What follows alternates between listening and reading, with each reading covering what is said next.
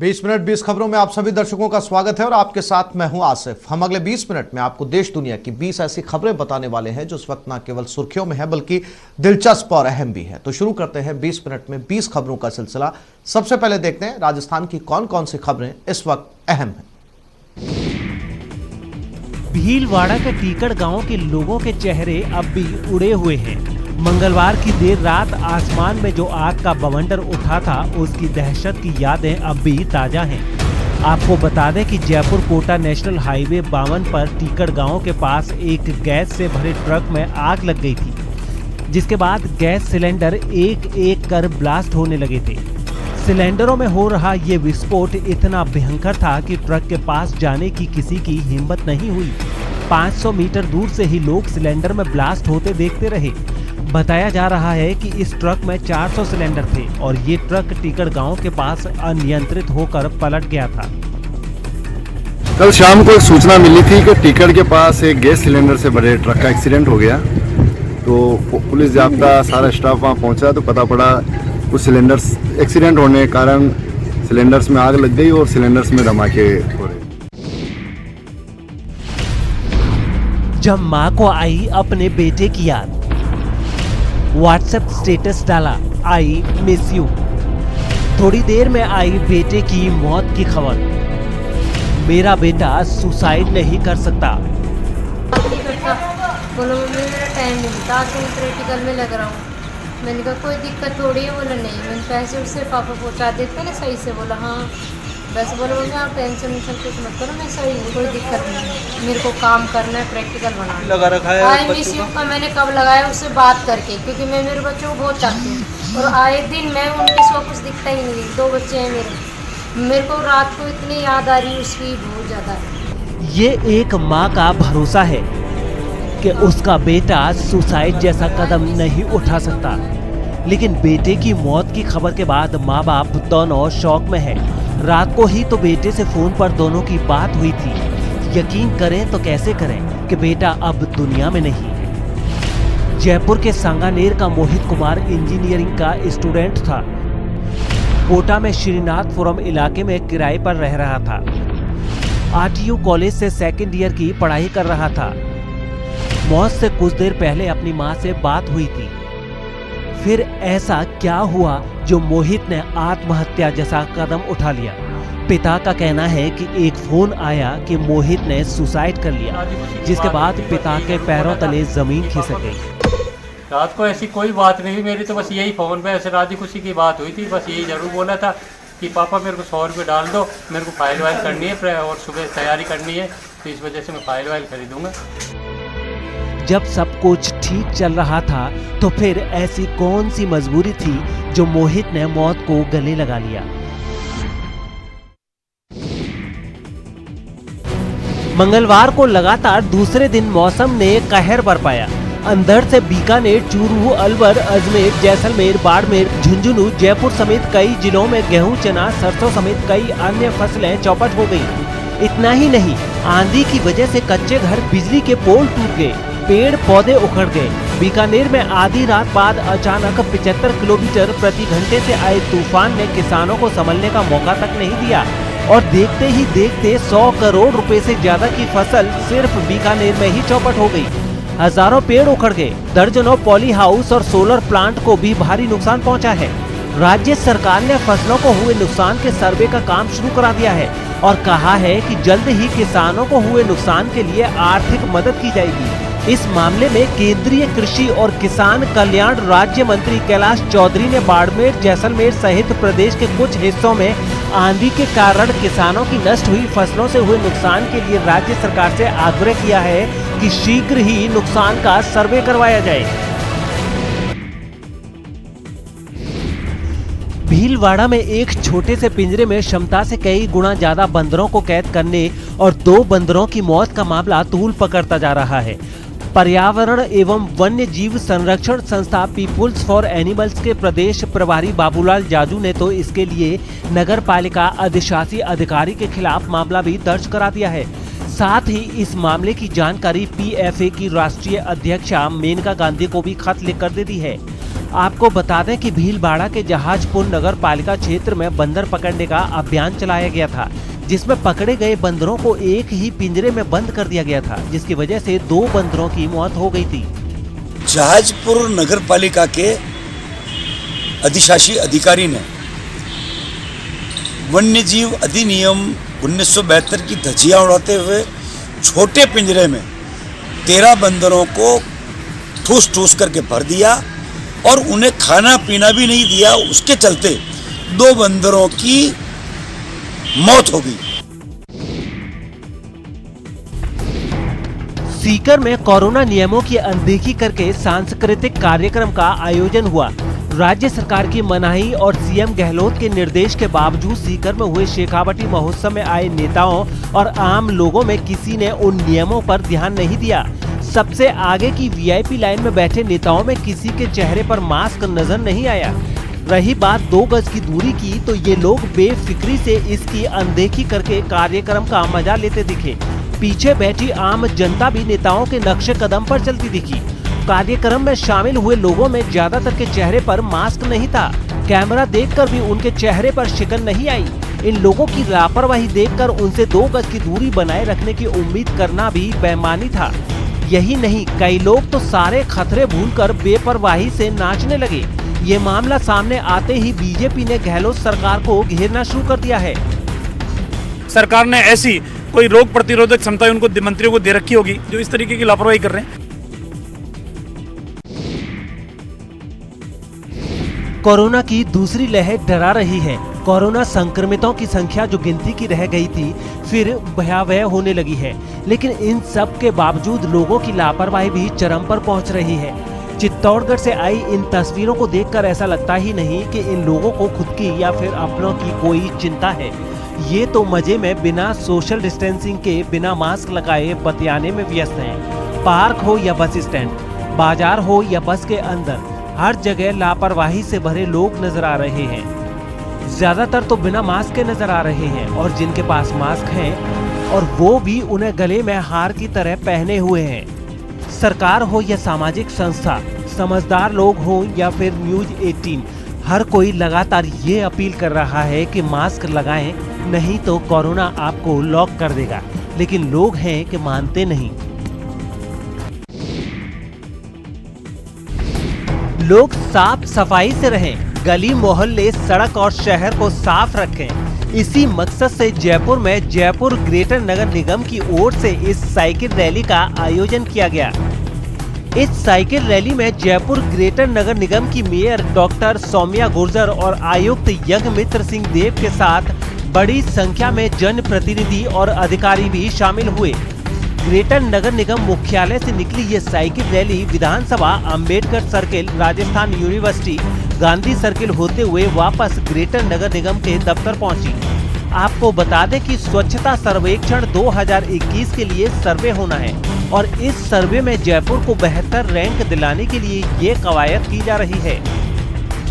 हमारे इस रैली को जो हरी झंडी है वो हमारी स्वच्छता सैनिक, हमारी महिला जो योद्धाएं हैं, स्वच्छता के लिए जो रात दिन लगी रहती है, वो हरी झंडी दिखाकर इसको रवाना करेंगे। और साथ ही आप ये देखिए कि सभी एकजुटता के साथ में हमारे स्वच्छता सैनिक पूरे मुस्तैदी के साथ में लगे हुए हैं और जयपुर को अच्छी से अच्छी रैंक लेकर आएंगे।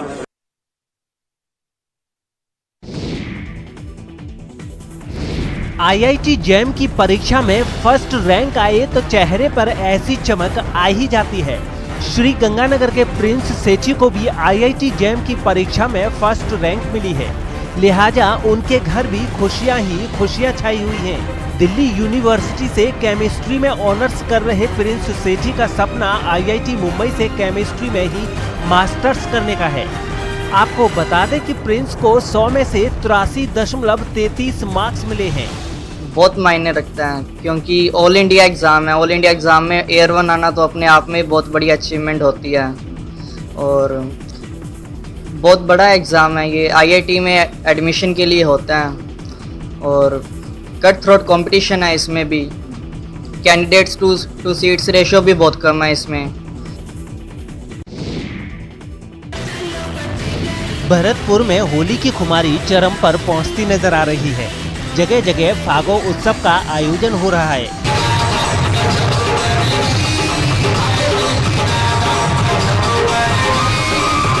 और होरी के होरियारे चंग और ढाप की थाप पर नृत्य कर रहे हैं। मंगलवार को भी किला स्थित मदन मोहन टांडा मंदिर में फागो उत्सव के दौरान भक्तों ने ब्रज के गीतों पर जमकर ठुमके लगाए।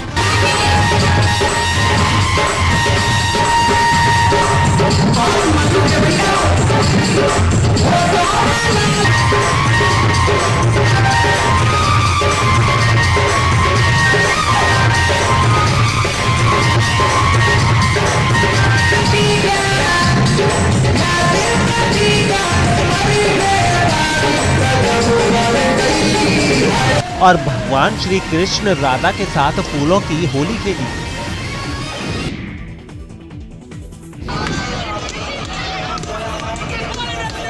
नंदगांव और बरसाना की लठ और ढाल से खेली जाने वाली लठ मार होली नहीं देखी तो होली का रंग अधूरा रह जाएगा। होली महोत्सव के तहत रंगीन होली की छटा भी अब जमकर बिखरने लगी है। राधा रानी के जन्म स्थान बरसाने की रंगीली गलियों में नंदगांव के होरियारों की ये होली बेहद खास है। जैसे ही होरियारों ने रंग अबीर की यहाँ वर्षा की, सब पर कान्हा का रंग सवार हो गया। उधर राधा रानी की सखियां भी लाठियां लेकर आ गईं और शुरू हो गई लठमार होली। कहते हैं लठमार होली के दौरान जितना तेज लाठियों का प्रहार होता है, उतना ही प्रेम का रंग गाढ़ा होता जाता है। 20 मिनट 20 खबरों में अब देख लेते हैं कुछ दूसरे राज्यों की महत्वपूर्ण खबरें। बिहार की विधानसभा से मंगलवार को जख्मी विधायकों की हैरान करने वाली तस्वीरें सामने आई। केवल राज्य सरकार ही नहीं बल्कि पटना के डीएम और एसपी पर भी इन जख्मी विधायकों ने ज्यादती का आरोप लगाया और दावा किया कि अधिकारियों के आदेश पर ही विधायकों को पीटा गया। विधायक सत्येंद्र कुमार विधानसभा के बाहर बुरी तरह जख्मी हालत में गिरे हुए दिखे। डीएम ने कहा कि इसको मारो, बस गाली गलौज किया, बड़ी बार छाती पर बूट रख के मारा एसपी। इतना ही नहीं, विधानसभा के अंदर से भी कुछ हैरान कर देने वाले वीडियो सामने आए। इनमें से एक वीडियो में एक बुजुर्ग विधायक को कुछ पुलिस वाले बुरी तरह पीटते दिखाई दिए। 4 पुलिस वाले उसे जबरन घसीट कर बाहर ले जाते दिखे और सादी वर्दी में दिख रहा एक आदमी उसकी गर्दन और पीठ पर थप्पड़ और घूंसे चलाता दिखा। विधायक को बाहर ले जाने के बाद सारे पुलिस वाले फिर अंदर पहुंच गए और बाकी विधायकों को इसी तरह निकालने में जुट गए। दाईं तरफ सीढ़ी पर छिपे कुछ विधायकों को भी घसीटा गया। महिला विधायकों को विधानसभा से बाहर निकलने के लिए महिला सुरक्षा कर्मियों की टीम बुलाई गई। कई महिला विधायकों को भी घसीटते हुए बाहर लाया गया। 2 महिला विधायक तो बाहर निकाले जाने के बाद सीढ़ियों पर बैठकर मीडिया से बात करने लगी, लेकिन उसी वक्त महिला सुरक्षा कर्मियों ने उन्हें जबरन सीढ़ियों से उठा दिया।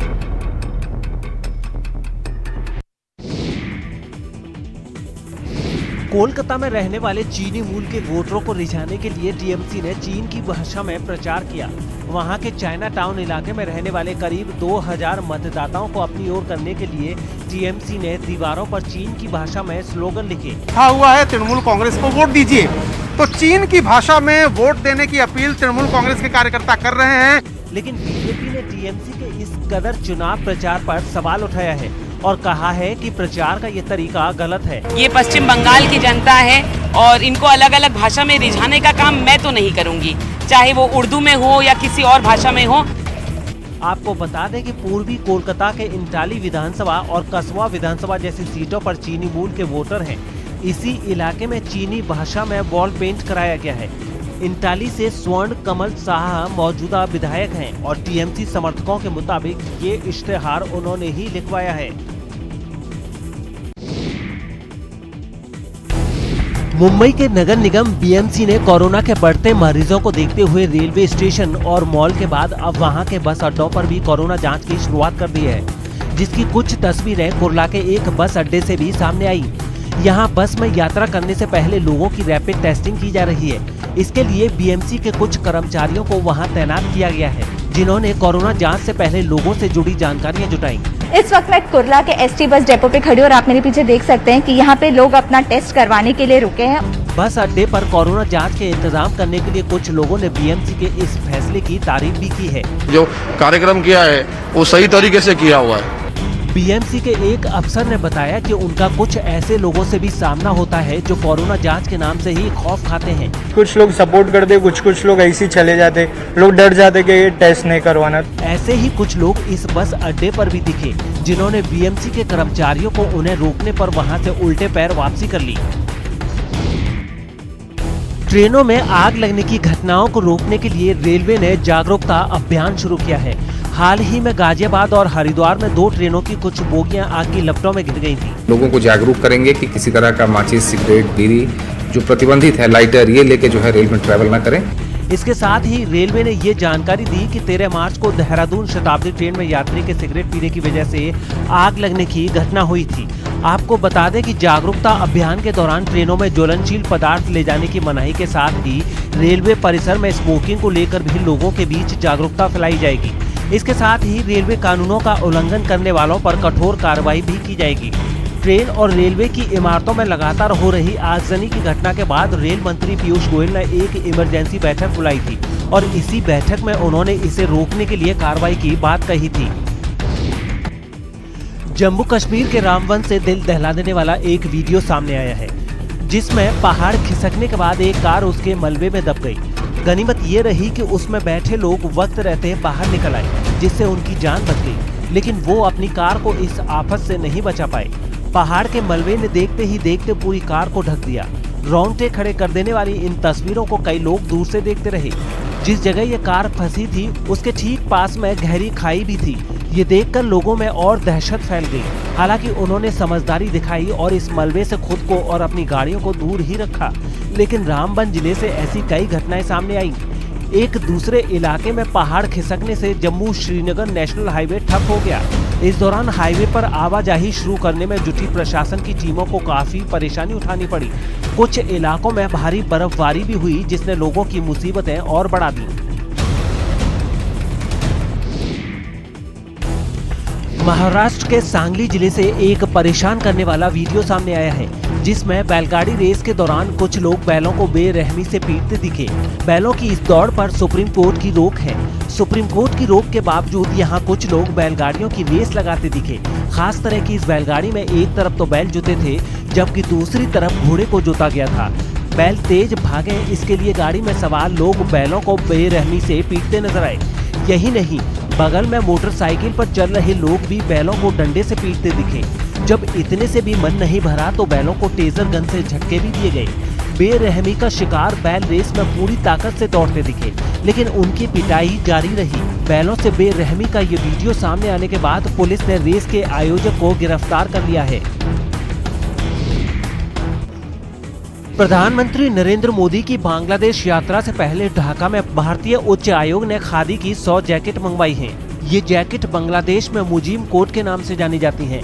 बांग्लादेश अपने पहले राष्ट्रपति शेख मुजीबुर रहमान का जन्म शताब्दी समारोह मना रहा है और उनका पसंदीदा पहनावा भी मुजीब कोट ही था। भारत बराबर से किसी भी राष्ट्र का, किसी भी देश के नेताओं का, किसी भी देश के संस्कार और संस्कृति का सम्मान करने का काम करते रहा है। प्रधानमंत्री 26 और 27 मार्च को बांग्लादेश की यात्रा पर रहेंगे और खबर है कि एक कार्यक्रम में उन्हें भी ये जैकेट पहनाई जाएगी। खादी को बढ़ावा देने का जो प्रधानमंत्री मोदी का जो उद्देश्य है और जो शुरू से वो बोलते आ रहे हैं वो बांग्लादेश में भी अब देखने को मिलेगा।